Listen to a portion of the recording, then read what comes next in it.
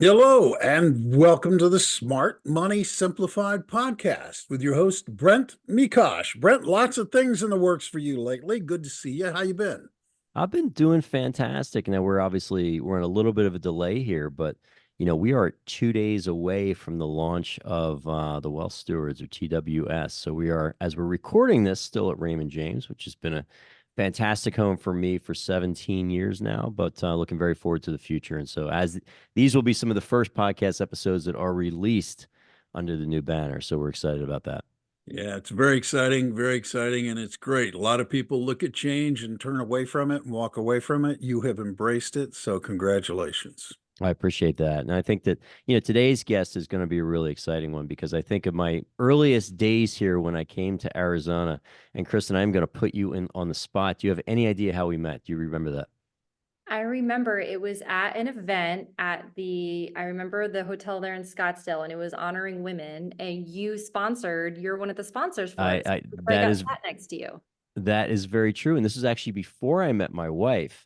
But my Mhm. wife and Kristen have also known each other for several years. And so to give you an idea, at least in the relationship that we have together, my wife and I and my kids were over at your parents' house with your kids on Sunday, and we drank some wine that day as well, which is one of the things that we're going to talk about today. So I'm looking forward to this conversation, not just to cover what I think is really one of the great entrepreneurial stories that I've heard, but also just to have this conversation with you because we've had it over the years in bits and pieces, but to be able to record it and cover it, and for everyone else, I think it's going to be very exciting. So I'm going to introduce you, and then we're going to go back into some of the backstory, how you got where you are. But this is Kristen Shroyer. She is the Chief Impact Officer and also a co-founder of ONEHOPE. So ONEHOPE is it's a wine company, very unique because they do an enormous amount of good in terms of impacting charitable causes with a lot of dollars. I think well over $10 million since you started this. But what fascinates me about your story is a couple things. Is first, wine business is a phenomenally amazing business for sure for those of us that enjoy the product. Probably a really tough business if you're on the operator side of things. And also, I just want to get the story in terms of how you got from, I think you sold wine in grocery stores to now co-founding a wine company and now really leading a company that's had such a massive impact. So, I've introduced you here a bit, but what's some background that you could share with the listeners now? For sure. So you mentioned you were drinking wine at my parents' house. So I that's was initially kind of 48 hours ago. exactly. So, my parents love to drink wine. Growing up, they always had, wine at the table. My mom didn't drink the best wine growing up, but she was always really into it. And they would drag my sister and I along on all these trips to Napa or Temecula. So I feel like I was always learning about wine, whether I wanted to learn about it or not. And then in high school, I got a job working in restaurants at Houston's, a Hillstone restaurant company. Mhm. And actually, your wife worked with me there as well. She was And I hostessing can there. Yeah. mention, I know Brent's wife since I was pretty much in even before kindergarten because your wife and my sister were assigned friends when your wife moved to Arizona. So, It's true. um, but anyways, to go And back to also the the rest, maid of honor. Your sister's the maid of honor in our wedding. So a yes, lot I of know. history. The connection is so strong. Love Paige so much, so much. Hang on. I'm getting a call and I forgot to silence my phone. So sorry. Hopefully you No, can no edit that problem. No out. problem. Um, okay, let me decline that. I didn't want it to beep on the phone. Okay, so I got a job working at Houston's in high school, and I love the restaurant industry. But again, I would always see these wine reps come in and sell wine to my manager. And I thought that looked like such a unique job where you could still be involved in the wine industry or in the restaurant industry, but then also learn so much about wine and stuff too. So I don't know what it was when I started working. Oh my gosh, now my mom's calling me. Let me silence my I'm so sorry, Brent. Let me put it on do not disturb. Hey, I actually didn't love my intro. So what we're gonna do? We're gonna restart this whole thing. Okay, I'm Editing team. really sorry. That's okay. Bill, we gonna pop back on. We'll do a little My intro. phone has 'Cause- not rung at all day, by the way, and it just managed to ring two times back to back. no, that's fine because my head was not on straight either because Okay. I was talking with our document processor. So Oh so God, let's man. start this thing I'm over again. surprised you didn't show up just like all rock and roll ready to go No, in I that usually kind do. of I'm not conversation. with it right now. So this is a good restart. Okay, that's no All right, Okay. let's problem. start. My Editing phone's on do team. not disturb, so We're I gonna am ready start from now. here. Okay. Yeah, just pretend like you're in church. Put your phone on do not disturb, and then you'll be okay. Okay. Yeah. And we'll restart in three, Hello, and welcome to the Smart Money Simplified podcast with your host, Brent Mekosh. Brent, my friend, it is good to see you again. Lots of exciting things going on, so I know you've been very, very busy. Have been very, very busy. For those that have listened at least to the last few episodes, we are in the very front end of being now in the independent RIA space. So a lot of moving parts to make that happen. But you always still have some time to relax and have a cocktail or two. And that was the experience I had this past weekend, where on Sunday afternoon, I had the good fortune to share some wine with a good friend of mine, Kristen Shroyer, and also her sister, who I will add was maid of honor in my wife and my wedding, and also their parents. And it just kind of brings me, my wife and I, we both love wine. And what's phenomenal about wine, it's not so much even the bottle that you're drinking, but the company that you spend that time with. And so it's a favorite topic of mine. It's one that we're going to discuss today. So I'm here today with Kristen Shore.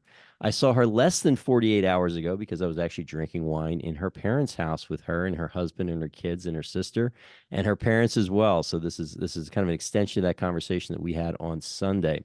But she is the chief in pause there. I'm sorry, I can't read my own writing. What's your role there again? Chief Impact Officer. All right, thank you. And so Kristen is the Chief Impact Officer and also co-founder of ONEHOPE Wines. So we're going to talk a lot about what it's like to be an entrepreneur in a space that from the outside looking in, is really exotic and romantic. But at the same time, like any business, there's still challenges and struggles that you face to not only get a business like that off the ground, but also maintain momentum. And so with that, Kristen, just tell me, what I always find most fascinating when I get into these stories with people is how you got to where you are today. So people on the outside looking in say, okay, Chief Impact Officer, you have a co-founder of a wine company that has really a national footprint now. How did you possibly get to that point? So for whatever reason, I always was fascinated with wine. I think a lot of it was because I was raised by parents that were always drinking wine at dinner, always dragged me along to these trips to Napa or to Temecula. So having to go to what at the time was very boring to me, these, winery tours and the production facilities. And then in high school, I started working in the restaurant industry.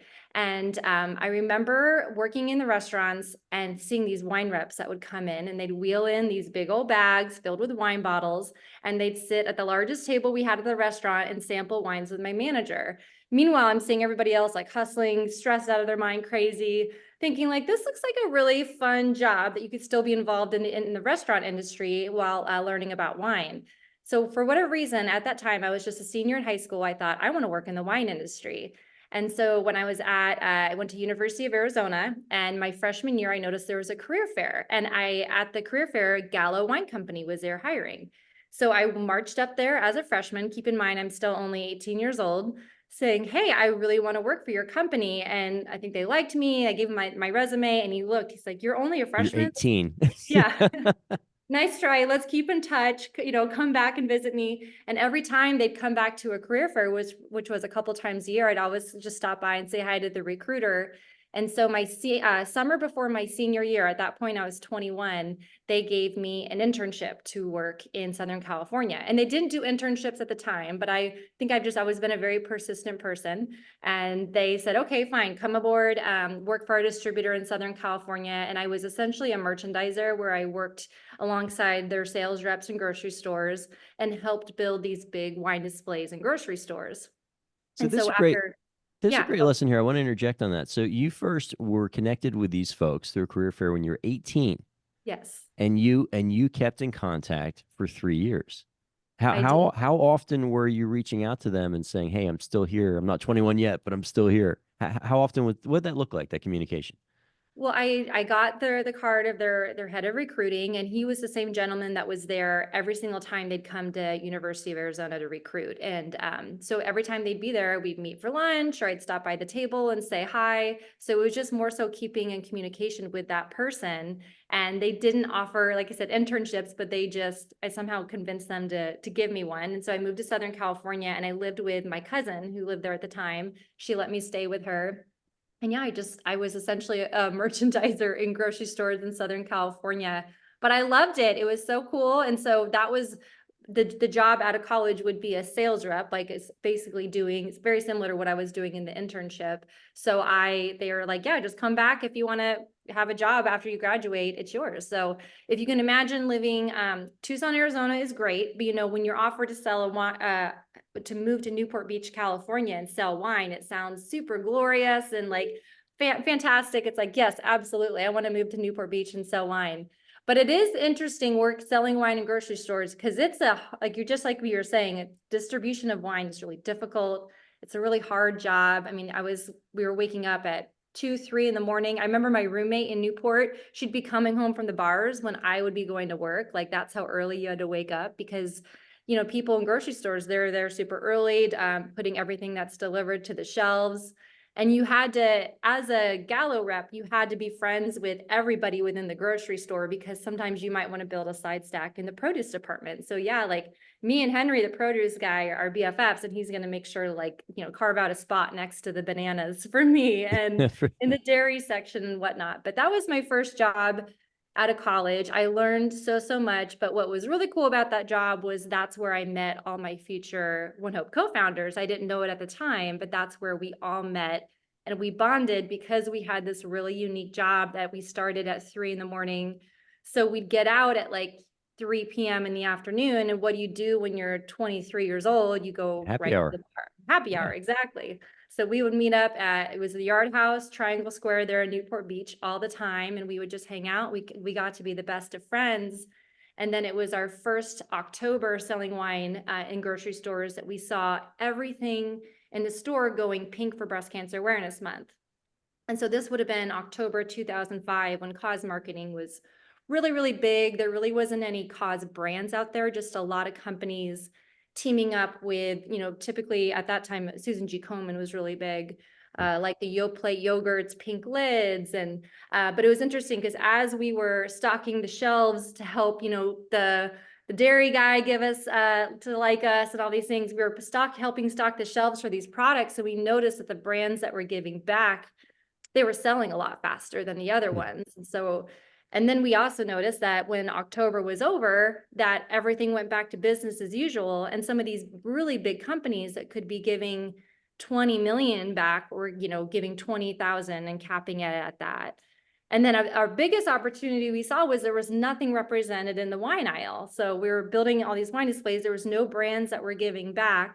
And as you mentioned, Brent, like wine is such a special product. It brings people together. It makes such a beautiful gift, or you're enjoying it with your loved ones. So that's where we, at Yard House, at happy hour, we were just talking like, man, we should just create a wine company that gives back. What a great idea that would be. And most people that have a good idea don't do anything with it. So I don't think any of us thought we would ever do anything with it at the time. It was just really good talk over a beer and chicken wings, you know? But then fast forward about a year later, I moved up to Napa to Sonoma. I was still with Gallo, but working in their tasting rooms up there. And then Jake Kloberdans, who's now our CEO, he gave me a phone call. He's like, Kristen, I had my best friend, she was diagnosed with blood cancer. Like, we're at this point, it was just the eye-opening moment for him. It's like, if we're going to start this company that gives back, I'm all in. Are you in? And at this point, I was living up in Napa, no kids, no mortgage. You know, my parents, when I told them about this idea, they're like, oh my gosh, Kristen, you should totally do it. So quit my job up there and moved down to Southern California. And we started what was initially called Hope Wine, later evolved to ONEHOPE, out of the backs of our cars, which is illegal. But we didn't even know that. We thought we could just bottle. We found a custom crush facility. We bottled our own wine. And we came up with our own label. Literally would drive around in my Honda CRV and try to sell it to people. And if I did sell it, I would just be like, okay, write me a check. I'll go get it out of the back of my Honda. And they're like, no, Kristen, you need a licensed distributor. I'm like, I do. That's how much we knew about the industry. So we had to learn a lot as we went.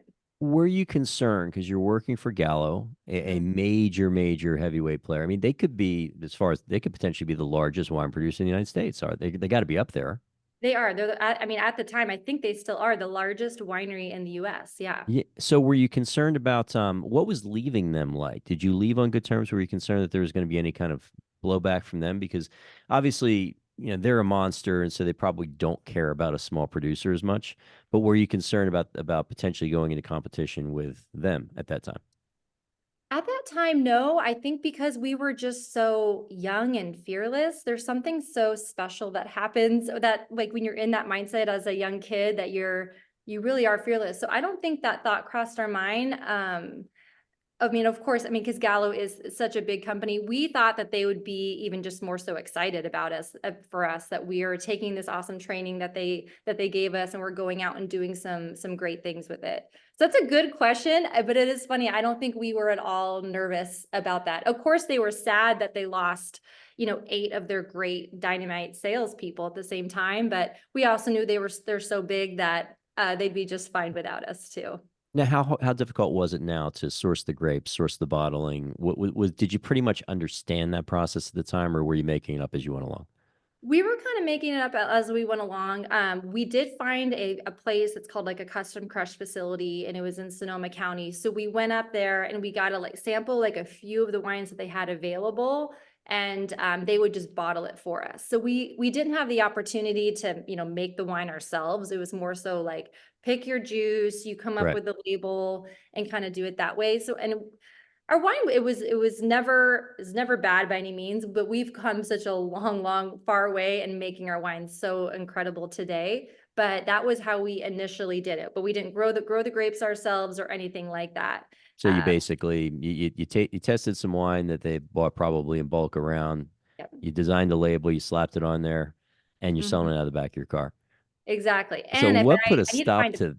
yeah, it was, and we thought the label looked so good. You probably remember it, Brent, because you probably saw our first label. It was, imagine like Google imaging pink, breast cancer awareness ribbon, and then it not being even high enough resolution because it was kind of pixelated a little bit, and it said hope on it. That's basically what our first label looks like. So of course now we look back at it thinking, wow, how did we sell that at all? Because it looks so terrible. But at the time, we thought it was the coolest thing ever. So So tell me about the selling process. So you've got your wine now. You're going to take on the entire world with it.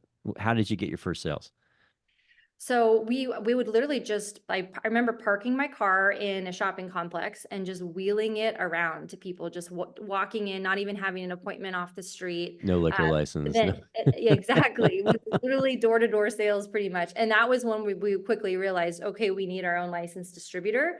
And Yeah. that's a whole other difficult thing for alcohol, because distributors won't just carry any brand. You need committed accounts in order to do it. And then, so we thought that, once we got a distributor, that was it, because they were just going to sell the heck out of our products. We found a distributor that would carry us. They were really, really small. And I remember we signed with them in like October. And so we got our first big months, sales. November is one of the biggest months in the wine industry. So I remember we were so excited. We're like, oh my gosh, we're totally going to crush it. Can't wait to see how much product they sell. We got our depletions back, and in the entire state of California, they sold 11 cases of it for us. So we're Okay. like, okay, well, that's not going to cut it. We're clearly going to have to get out there and continue to hustle it ourselves and get more states to carry us. And so that's when I moved back to Arizona, was when we got Arizona distribution with the same distributor, just their Arizona affiliate. And so I literally moved back in with my parents, and because nobody's getting paid in the early days when you're starting your own business. And I launched the brand out here, and then we started to open up more and more states with distributors. And so I was just pretty much living on airplanes, I felt like, for the first 5+ years of ONEHOPE, just going to these distributors, begging for them to carry us. And they're like, no, you need committed accounts, but then committed accounts won't carry you unless if they know you have a distributor lined up. So it's a crazy process. And then each state has its own legalities and stuff too. So a lot of learning. When did you first sense that you're getting some traction now? Because that this is no longer a possibility that's going to work, but it clearly now is going to work. I think just getting texts from my friends, they're starting to see it out there. So I remember being at the airport one time, and I got a text from one friend that was in New York, like, oh my gosh, I'm at a restaurant and I saw you. And then another text from a friend in the Bay Area that they saw. So just when people are starting to recognize it and see it out there, But I think there's so many moments where you think like, oh my gosh, this is it, we're finally getting there. But there's just you realize there's so many other hurdles you kind of have to go through. But what was fun once we got our brand nationally distributed, so it was available in every single state, then we could start to go to some of these bigger national accounts, because national accounts love our brand. They totally get it from a marketing perspective and how we can make a really big impact together. So it was really fun when like the Top Golfs and the Whole Foods and places like that would then commit to our brand because they knew that we could distribute in every single one of their states. Now let's talk about the philanthropy aspect of it in terms of, what does that model look like? So it's evolved since we started. When we first started, like I mentioned, it was initially Breast Cancer Awareness Month and giving back year round and having no caps on what we donate. So we had 3 varietals and we assigned a cause to each varietal. So our Chardonnay gave back to breast cancer research. We had a Cabernet supporting children with autism, and then a Merlot going to AIDS research. And then we added more. We had a Sauvignon Blanc, and that one supported the environment, and a Zinfandel that supported our troops. And we started to keep on adding these wines that gave back. And we would team up with a specific nonprofit for those. So we worked with, Gateway for Cancer Research and AIDS Life Cycle, Autism Care and Treatment Today, and all these, we had like these strong partnerships. But what was hard with when you're selling your wine through distributors, it's kind of like the game of telephone, because I would tell them all of this, and then they would go try to repitch it to their accounts, and our give back message got really confusing because we were supporting so many different causes. And then essentially they would just be like, oh yeah, ONEHOPE, they're the charity wine, which isn't necessarily the best sales pitch they could do. So slowly we started to kind of evolve our giving. And as we were growing our distribution and doing this, what was really fascinating was the world of shipping wine direct to the consumer was changing so much. My lights just went back on. Shipping wine direct to the consumer has changed so much in the past 17 years since we've done ONEHOPE, because when we first started, we could legally ship to just 4 states. And now we can ship to, I think it's 43 or 44 states. Arizona just green-lighted for us like a couple years ago. And just this year, I think Oklahoma was a new one for us, and Kentucky. So what was so interesting about that was not only could we just sell in restaurants and hotels, but we could sell online and get wine to people's doorsteps so quick. And so through that, so many people were like, I love that your brand gives back. I love that you're supporting these causes, but how can you support this specific cause that I'm very passionate about giving back to? And so slowly over time, we kind of evolved from supporting specific causes from our specific wines to then being a platform to give. And anybody can shop to support a cause of their choice, and we give 10% of the purchase back to that. So whether it's a big global nonprofit like Charity Water, or your kids' Little League nonprofit or school PTO, everything in between, that's how we give back. And so to date now, we've given over $10 million, as you mentioned. But what's cool is we've supported over 40,000 unique nonprofits. And it's just simply by people sharing wine and giving hope. And as you mentioned, there's no way that we can quantify just the great conversations and good that's come over sharing a glass of the wine, because a lot of times those conversations spark when you're opening up a bottle of ONEHOPE. No question, no question. And so you all started obviously with Mondavi, but Mondavi is now part of your brand, correct? Correct. Yes. So we that was a game changer for us, because when we first started, all coming from Gallo, again, we thought we knew everything we needed to know about starting our own wine brand, and we were very quickly put in our place and realized there was a lot that we had to learn. But we were at the San Francisco Food and Wine Festival with those original labels, like I mentioned, and like the okay-ish wine that we found from a custom crush facility. And a gentleman came up to our table and was very intrigued about us and what we were doing. And anyways, at the end of the event, we got his card, and it was Michael Mondavi. And so he's like, give me a call. I'd love to, talk to you guys and see how I can help you out. And so after that, Michael Mondavi, his son, Rob Mondavi Jr., came aboard to help us with our winemaking and just sourcing great fruit. And having Rob Mondavi Jr.'s name behind us as the winemaker really helped establish us, because in the early days when you're going around to accounts saying, hey, we're ONEHOPE, we're a wine brand, we give back, people immediately thought, okay, that's great, you're doing that, but how's the wine? And so to have his name behind us, even with distributors too, it was a game changer. I have his signature on the back of our bottles. And to this day, they're big supporters of our brand. They're a big reason why we were even able to get that 10-acre property in Napa too, because you can't, not just anybody can swoop in and get these properties. You kind of have to have some of these families to vouch for you and say you're good people to have in the Valley. So let's talk about that. So you went from obviously essentially outsourcing production of your wine, and I'm sure this is a scale business. So I'm sure there's still a lot of that, but now you actually have the wine estate. So what was the genesis to that move? So I never thought we would have such a gorgeous estate. That is Jake Kloberdan's our CEO. He is, and I don't know if you're the same with your business partner. There's kind of like the dreamer, the visionary. Then there's the one that's always like, okay, but let's get to point B and point C before we look to point D and all that. So, but Jake, Rob called him. He said, hey, Jake, there's a 10-acre property available right off Highway 29. I think you should get it. And we didn't have the money or anything to get it at the time, but Jake was able to source the funding for us to be able to close and get this beautiful 10-acre property on right off Highway 29 with frontage facing. So the millions of cars that are driving up and down that all the time. It did have Cabernet and Sauvignon Blanc vines already on it and a really small home on the property. And so we closed on that, I think it was 2016. With the dream to build a beautiful winery and tasting room, and then just to have a place to call home, because before that we were always just this like virtual winery, because we did source our fruit from, we bought from the Mondavis and did some sourcing from other areas, but there was no place that we could call home.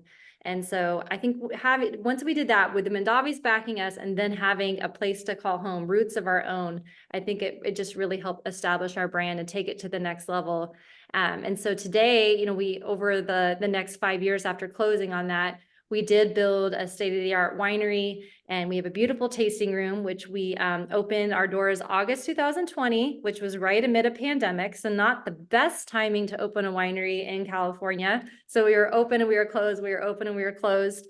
But that's been really kind of the explanation point on this whole journey of starting ONEHOPE, is having this beautiful place right across the street from that job that I took, my second job with Gallo when I moved up to Napa and Sonoma, which is kind of fun to see it there, but it's awesome. So I hope everyone that's listening comes and visits us in Napa. So I can imagine you're not growing all of your own grapes there. It's simply not enough property, but are you doing all your own bottling?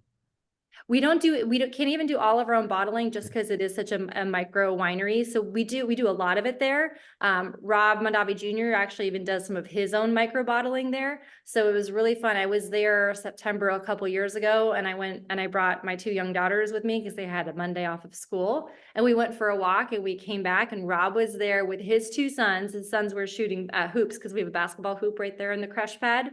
And he's like, hey girls, you want to come make wine with us? Like, yeah, absolutely. And then I think as my daughters were doing it, his kids kind of started to do it. So he was showing them the special yeast that he's using and like helping them like press the grapes and everything. And then he even made them fresh freshly squeezed Cabernet grape popsicles out of it. Oh, awesome. That's so cool. Sorry, I kind of went on a tangent with that one, but no, so we have on property. We do about, a couple thousand cases between the Sauvignon Blanc and the Cabernet that we produce there. But is it a state labeled wine? I should know that. Yeah, but it's our estate, and all the wines Okay. that we bottle there are part of our iconic collection. So we do, even we have some vines in Russian River that we'll drive in during harvest and bottle there. Our more our smaller production wines we do bottle there, but we've even sourced some wines in Europe. We've got some Italian wines. We've done some French rosés and stuff before too. So we do some wines in other places, but that not every single bottle that we make is bottled there, but quite a bit of it is, especially the iconic and reserves. Now let's talk about 2020. So you open your doors to the tasting room in the summer of 2020. Unique time for the country. We don't need to beat that horse. It's been beaten for a while. However, you were in a business that, although your tasting room may not have been doing so hot, was probably thriving otherwise. There was a lot of alcohol consumed in 2020 to 2021. What was ONEHOPE's experience during that period of time? Yeah, that was definitely an interesting time. It was because OneHope, as I mentioned, was set up to ship wine direct to people's doorsteps. Not a whole lot of wineries were doing that at the time. Even when I did work at Gallo, we were doing paper order forms and we couldn't ship to that many states.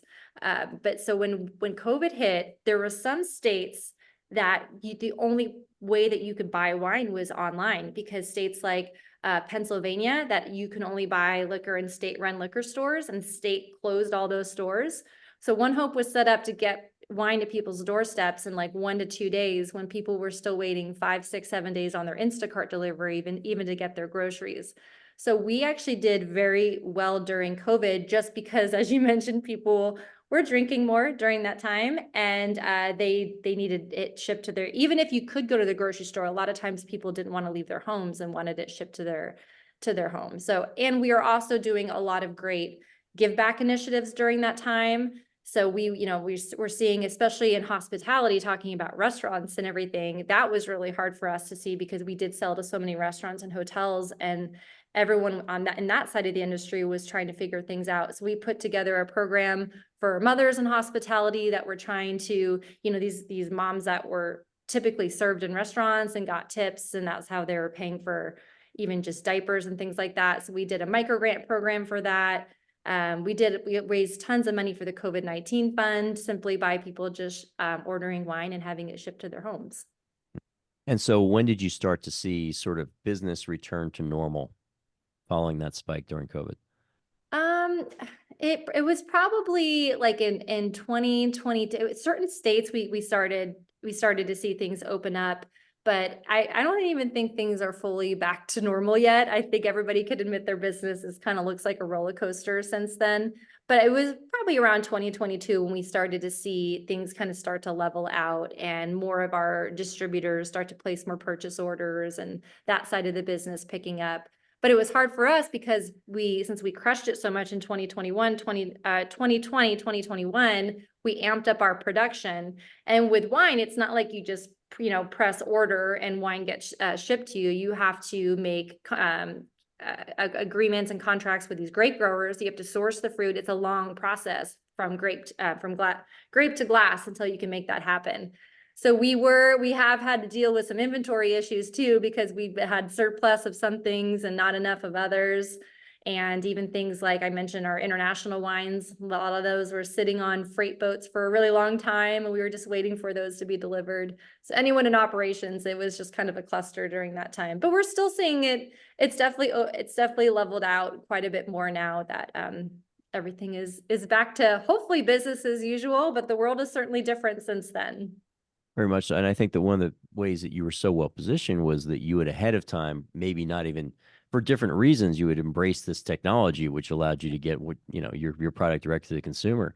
Is there anything now, even from a technological standpoint or from a market standpoint, that you're seeing that gives you the sense that this market is potentially shifting again? Or is it more just sort of back to business as usual, where you're selling to the distributors, some direct online? Is that mix return to where it was? I mean, the wine industry is definitely in a weird state right now, just because the younger generation is not, A, they're not drinking as much in general, and then B, they're not drinking as much wine as we did at their age too. So that's something that's really interesting that we're looking at, and you've seen a lot of non-alcoholic options come in. But I think it was for the first time in 40 years, spirits outsold wine. This was last year they reported on that. So the spirits category is doing a really good job at marketing to this younger generation that's coming in, but they're not drinking that as much, and they just are not embracing wine like we did in our 20s. So that's an interesting thing that we're looking at on the OneHope side. And then again, we're just continuing to drive direct to consumer and open up more and more states and expand our distribution opportunities. We even have a direct sales channel too, which again, none of us had come from direct sales, but we had so many people, mostly women, that were coming to us saying, "Hey, I love your product. I love that you give back. I've always wanted to work in the wine industry, but I can't, afford to change my career. How can I get involved? And so that was another interesting thing that grew quite a bit for us during COVID, because so many people were either out of a job or were looking for extra ways to make money. And so we have a pretty large sales force of direct sellers. We call our cause entrepreneurs. And it's mostly women. It's like 99% women. We've had over 10,000 people join. Oh, And wow. Okay. they just love to share wine and learn about wine. Coming from when I first started in the wine industry, I got awesome training about wine, but we want to make that even greater and educate people about all that it takes to make wine. Because like you said, there's actually a dirty job, a Micro's Dirty Jobs episode about making wine, because it's such a dirty, hard job to produce it. And it is so funny that the end product is this, fancy thing. But yeah, so that's another thing that we want to continue to grow. That the future of ONEHOPE is our direct sales channel, and all the wine offerings that we make. A lot to look forward to in the future. So you're approaching now 20 years of being in this business very soon. What's the greatest lesson that you've learned through this entire entrepreneurial journey? I think I try to always go back to that like 23-year-old, because I was so blindly confident. And the older I get, I feel like from the, the no's and the things like that, I always try to remind myself to go back to be that blindly confident person, because that's what inspired the brand to start. And we were so, I don't know, so I remember walking into these distributor meetings and, saying that we should sell 2,000 cases this year. And they were probably looking at me like I'm crazy. So I just learned to be, if you have a vision and a goal, to stick with it and be so confident. Surround yourself by people that believe in that. We were talking about your wife, my husband. Like, I'm so thankful that I married somebody that supports me in this crazy journey. So yeah, surrounding yourself with people that support you and just want nothing but to see you succeed and grow. And yeah, those are some of the most important things I've learned. Because you think about it, with ONEHOPE, we started with 8 co-founders. People are always so fascinated by that. And a couple of them have like peeled off to just be like, okay, like that was awesome. And they're still very much family to us, but we've all stuck together. Like, we're just this, they are my family, and we love and support one another, and we trust each other. So that's been really important too, is learning how important it is when you're starting something to make sure that you're doing it with the right people too. So you're doing it with the right people, and you're having the right people around you to support you.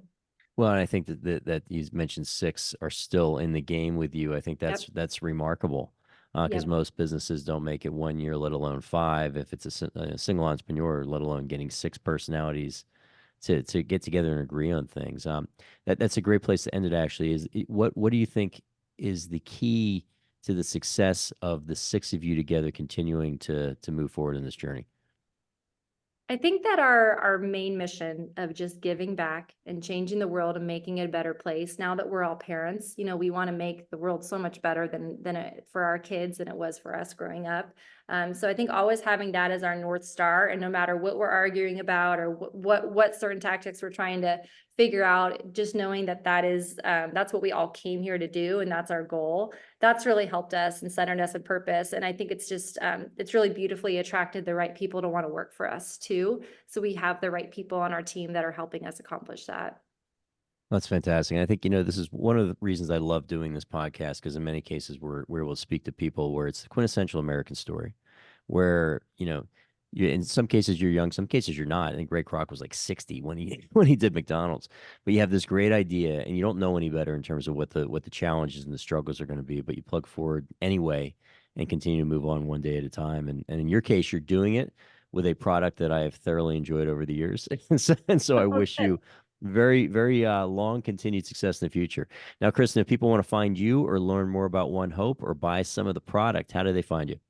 Yeah, so you can go to onehopewine.com, and you'll see right on the top bar, you can select a nonprofit to support. So you can search any nonprofit that's out there. You can even, if you can't find it, you can search by the EIN number and it'll pop right up. So that's how you can buy ONEHOPE. You can follow us on Instagram at ONEHOPE, or you can follow me on Instagram at Wine Sipster. That's what we call each other, not sisters, but Sipsters. So, And yeah.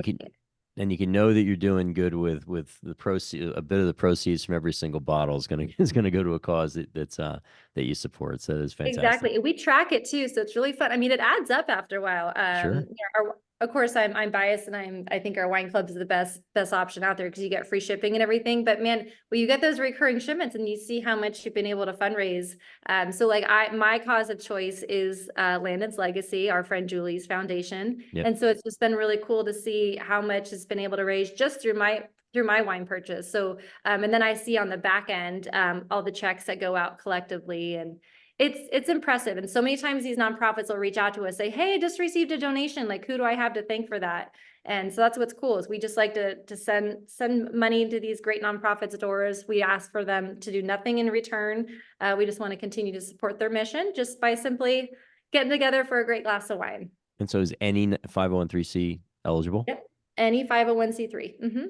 Fantastic. Fantastic. Well, Kristen, thank you so much for joining me today. And as always, it's great speaking with you, and I look forward to the next glass of wine that we have together. Awesome. I look forward to it too. Thank you so much. Bill, you're muted. Bill, you're muted. Well, we'll fix that and edit. Yeah. That was a great conversation. I thoroughly enjoyed listening to it. I really admire and respect what you're doing, Kristen. I think it's great. My only regret was that I didn't have a glass of wine to sip while I listened to Yes, the we should have done this on like a Thursday afternoon about 4 o'clock. There we go. That would have There been you the go. better solution. Would have Yeah, been you're gonna great. need it in a couple days when everything's finalized with your company, Brad. Absolutely. Yeah, we That's will. right. I should buy a case and send it to them, is what I should probably do at this Well, point. my wife and I, Paige, got married. It was ONEHOPE Wine that we served at our wedding. That's And right. we were also at a wedding on this past Saturday, preceding our cocktails that we enjoyed together on Sunday, and that was also ONEHOPE Wine was being served at that wedding. So, so we've got a Very lot nice. of a lot of It's a good history with the wedding wine. brand. Yes. That is terrific. And I do not think of Arizona when I think of wine. So Well, the grapes are Another- primary. Yeah, I know. I yeah. went on I couldn't drink the wine, but I did go on ONEHOPE Wine, Oh, and I did look, awesome. and I'm now thirsty. Absolutely. So, Brett, if people are listening to this podcast and also are thirsty, they know where to go. But if they want to reach out and have a conversation with you, how do they do that? Absolutely. I'm pretty active on LinkedIn, so you can just search me on LinkedIn, Brent Mekosh. Website is tws.finance or smartmoneysimplified.com. Currently on Spotify, and we may, by the time this gets released, we might be up on Apple, we might be up on iHeart, we might be up on all of the rest of the platforms as well.